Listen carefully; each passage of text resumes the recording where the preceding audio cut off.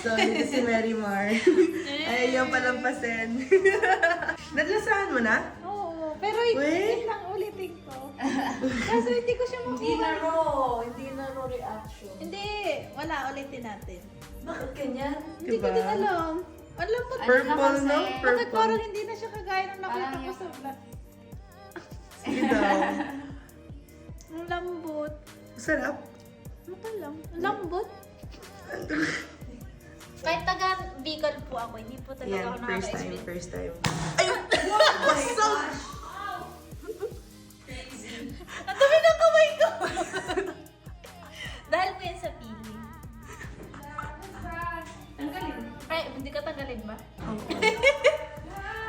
Ay, hindi ko siya matanggal. Ilan na po? Aga. Ayan. Oh. Hindi ko malasahan. Masarap. Wala siyang lasa.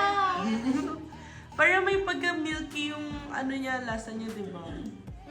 Ah. Malinamnam siya. Pero yung iba yung lasa niya dun sa nabibiling-bili sa labas. Oo, luto na yun eh.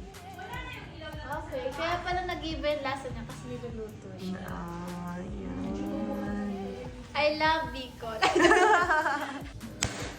Grabe ba? Ayun na yung gilid na. Wala pa. Ay, hindi pala. Ay, hindi. Balat na yan. Balat yan. Balat na yun. Ang galing ko Kay Mary Mar pati yung balat na tanggal eh. Pag naglakay sa akin. Okay, yung pala ang tunay na lasa. Wala siyang lasa. Mm. Pero malinamnam siya. Ala, pero gusto ko siya. Malinamnam. Yung una parang pangit, pero sa dulo, not na kasi yung Pero yung matitikman. balat niya, hindi ko pa Mahilig ako mag-guess sa talaga latte. kung ano yung lasa. Na? Hindi ko pa makuha kung ano yung nalasahan Gusto nila. ko to. Affordable. Budget friendly. Oo, yan.